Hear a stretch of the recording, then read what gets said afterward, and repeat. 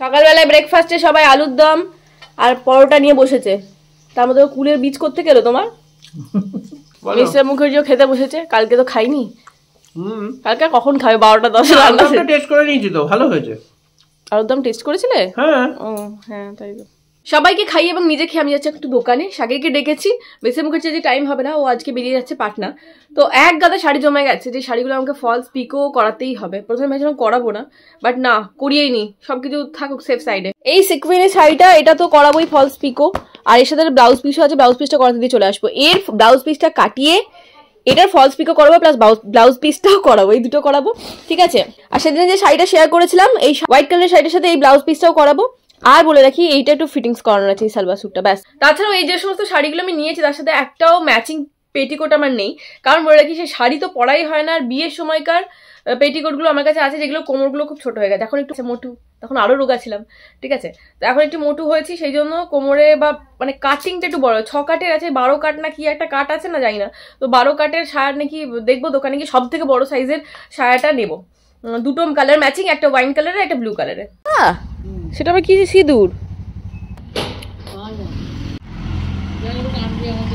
আপনারা অনেকেই জিজ্ঞাসা করেন তোমাদের বাড়ি থেকে বাজারটা কত দূরে। বাজার কিন্তু সামনে, মানে বাড়ির ভেতরেও বাজার আসে ট্রলিতে করে, তারপরে সামনে মুদিখানার দোকানও আছে, মানে হাঁটার ডিস্টেন্সে। বাট হ্যাঁ, 5 মিনিট দূরে গেলে আমরা সমস্ত কিছু পেয়ে যাই। ফার্স্ট এখানে এসেছি, ফলস পিকো অ্যান্ড ব্লাউজের মাপটা দিয়ে নেব।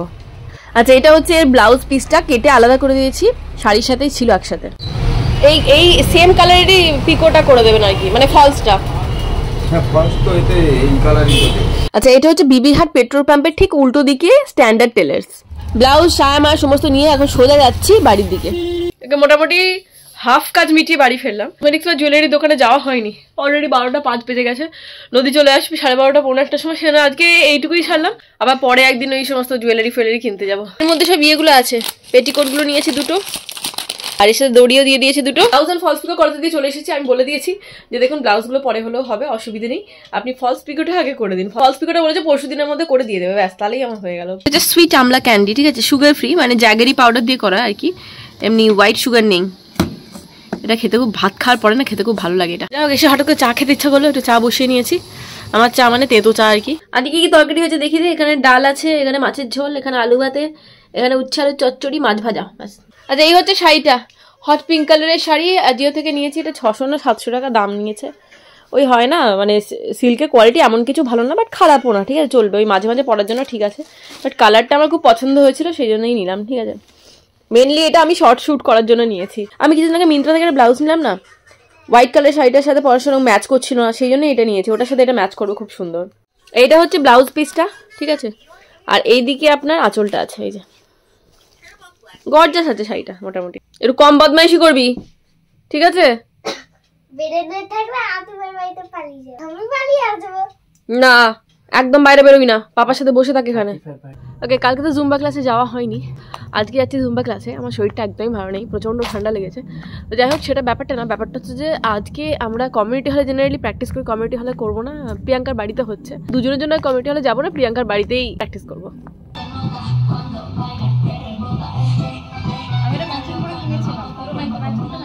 আচ্ছা, আপনাদের মধ্যে কেউ একজন বলেছিলেন যে দিদি তুমি যে জুম্বা ওয়ার্কআউটটা বা করানো হয় তোমাদেরকে, তো তুমি সেটা পুরোটা শেয়ার করো, তাহলে কি হবে, আমরা নিজেদের মতো করে করতে পারবো। তো সেটার জন্য কিন্তু ব্লগ দেওয়া যাবে না, আই থিঙ্ক পুরো একটা জুম্বা সেশন রাখতে হবে, যেটা দেখে তোমরা প্র্যাকটিস করতে পারবে। প্রিয়াঙ্কা, যার কাছে আমরা জুম্বা করি, ও একজন ডান্স টিচার প্লাস জুম্বাও করায়। আমাদের জুম্বা ক্লাসে আজ বিঘ্ন ঘটে গেছে। চৈতালিটা নিয়ে এসেছে, চৈতালি মিউজিকের চার্জ নেই, যেন ব্যাটারি বলছে। আর আমাদেরগুলো ওইখান থেকে বয়ে আনা সম্ভবই না, মানে বিশাল বড় বড়, সে তুলতে দম ফেটে যাবে।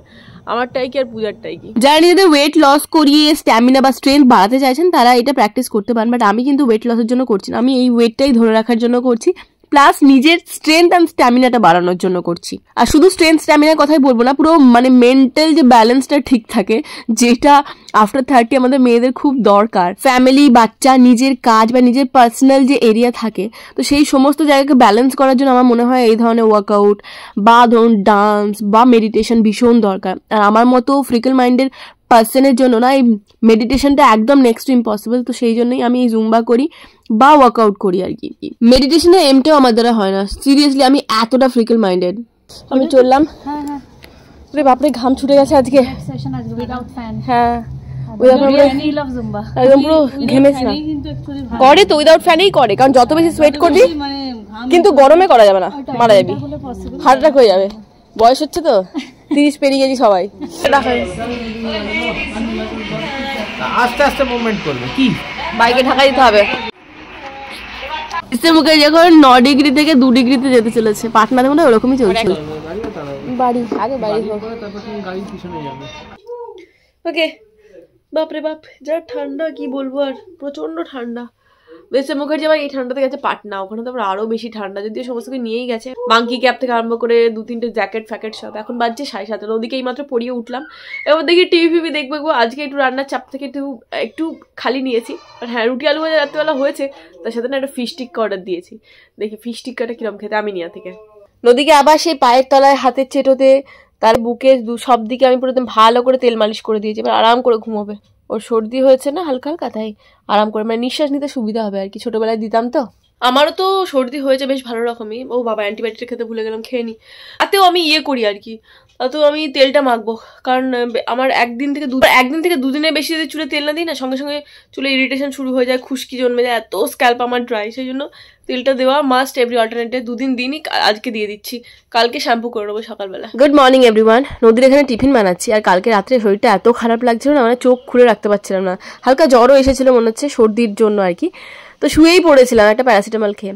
সকালবেলা উঠেছি, এখন বাজছে 6:30, তো টিফিন রেডি করছি। নদীকে আজকে এমনি ব্রেড জ্যাম দিচ্ছি, আর তার সাথে 2 রকমের ফল দিচ্ছি। ওদের যাই দিক না কেন ম্যাডামরা বলেন যে ফল একটু বেশি প্রেফার করে আর কি, আর ও ফলের মধ্যে খুবই মানে চুজি আর কি, কিছু কিছু ফল খাবে, কিছু কিছু ফল খাবে না। তো এই স্ট্রবেরি আর কিউই দুটোই ওর ফেভারিট ফ্রুটের মধ্যেই পড়ে, তো এগুলো দিয়ে দিয়েছি, আর ব্রেড জ্যাম দিয়ে দিয়েছি। আর ওর টিফিনও নিজে ডিসাইড করে, যেদিন বলে ব্রেড জ্যাম, আর যেদিন বলে চাউমিন, এরকম করে বলে দেয়। এস্কিমোদের মতো সেজে বসে আছে, ইগলুতে যাবে, বাইরে যা ঠান্ডা, এই টুপি পরেছে, আবার এই টুপিটা মাথায় হুডিটা দিয়ে দেয়া করাবো, হাতে হ্যান্ড গ্লাভস পরে নিয়েছে, পায়ে মোজা, তাই না? এত ঠান্ডা লেগেছে বলো, সরি চুলটা এদিকে আসছে, দাঁড়া। নদীকে স্কুল বাসে তুলে দিয়ে আমি চলে এসেছি চা খেতে, আর যেহেতু চায়ের সেটআপটা আমি আমার ওপরে নিয়ে চলে এসেছি না, আর এখন শীতকাল, তার উপর ঠান্ডা লেগেছে, পুদিনা পাতা দিয়ে চা তো মাস্ট। তো মোটামুটি 4-5টা পুদিনা পাতা ছিঁড়ে চা বানিয়ে এখন একটা বিস্কিট দিয়ে এনজয় করবো সকালটা।